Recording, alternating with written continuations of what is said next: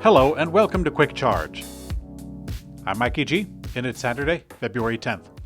A fleet manager for SAP, a large software company, says that they are dropping Tesla from their fleet because, quote, their prices fluctuate more. Now, Tesla has consistently reduced prices over the last 2 years. It's been great news for buyers, but not so great for fleet owners, especially those who bought at the high point. Companies like Autonomy or Hertz, who own large Tesla fleets, have seen their value drop significantly, and in the case of the latter, they decided to divest. But now SAP, which has favored Tesla vehicles for their fleet electrification, they told Handelsblatt, the publication, that they are removing Tesla from their list of company car suppliers. Resale value is the big problem for fleets, but interestingly, the manager also complained that Tesla often delivered the vehicles ahead of the agreed time. Toyota is currently benchmarking the Tesla Cybertruck and Ford F-150 Lightning, suggesting that an electric pickup truck could be in the works. Now, this isn't the only clue, as back in October, Toyota released an electric Ford Maverick-sized electric truck concept at the Japan Mobility Show. Toyota has been not so secretly developing a mid-size electric truck for about 3 years thus far. According to a new report from Motorlyx, Toyota may be looking to go a little bigger. The automaker is currently benchmarking the Cybertruck, the Ford F-150 Lightning, and the GMC Hummer EV pickup. That's an interesting one. If there's any company that can make up for lost time, it would be Toyota. The company only has one all-electric vehicle on sale in the U.S. right now, which is the BZ4X. And by the way, a driver of a Toyota BZ4X, they crashed their car into the ocean from user error. The driver forgot to put the car into park, and it slowly rolled off the pier into a watery grave. There was no self-driving or driver's assist currently on the car, but the news did mistakenly report that it was a Toyota Prius. But it's a good thing we got Martin Woods to straighten them out in the comment section.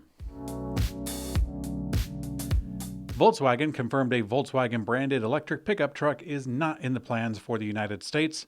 However, a new electric pickup from Scout is still set to debut. Wait, I thought we knew this already.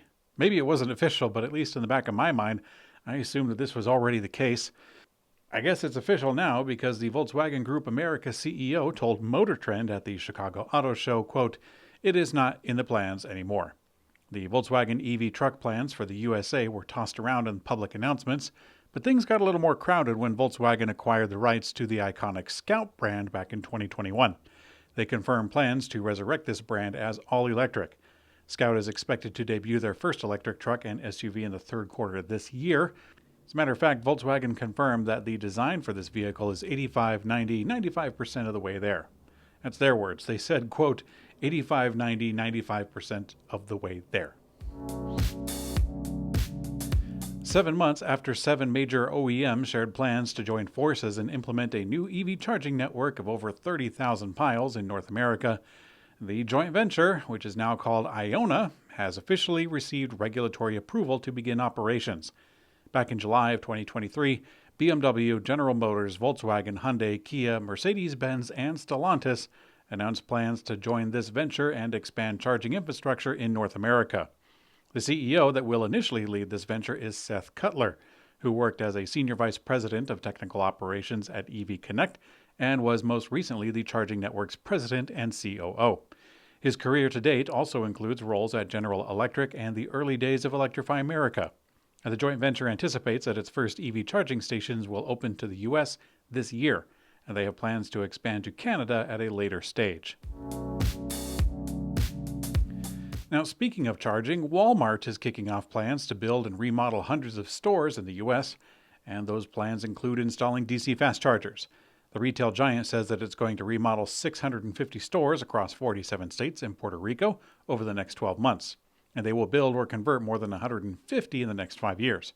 DC fast charger installation is included in that plan.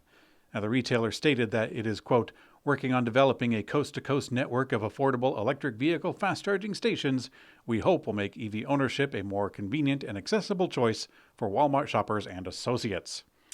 Now, while the 650 store number sounds quite nice, Walmart currently does operate over 4,000 in the U.S., so it's not going to be in every single place. Also, more than 280 Walmart stores already have chargers installed in their parking lots from Electrify America. So I doubt Walmart will be revamping those locations, which are already strategically placed along the interstate. Sometimes I wish they would, though. In today's community comment found on YouTube, Energizer Squirrel says, Tesla's driving systems are based on fleet feedback from miles driven.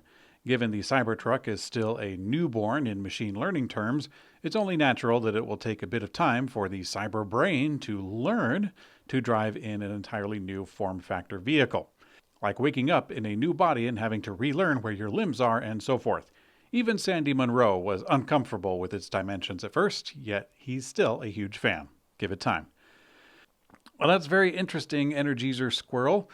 Indeed, the Cybertruck is a different shape and size compared to other Tesla models, and perhaps that's why I've never heard of the self-driving tech being different from model to model. I wonder if that is going to be an issue. Tesla is strangely quiet on self-driving technology with the semi-truck program.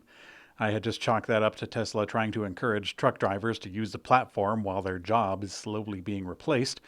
Aside from that, I know that Elon Musk has offered to sell licensing rights for their self-driving technology to other automakers to use on their cars.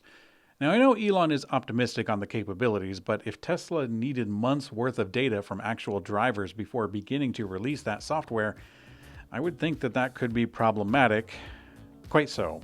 Elon himself said that the self-driving riddle is very difficult to solve, much harder than he had anticipated. And if that difficulty is suddenly multiplied out by all sorts of vehicle models, then it's going to be a big fish to fry, certainly. Thanks for watching Quick Charge. I'm Mikey G, and I hope you have a great day.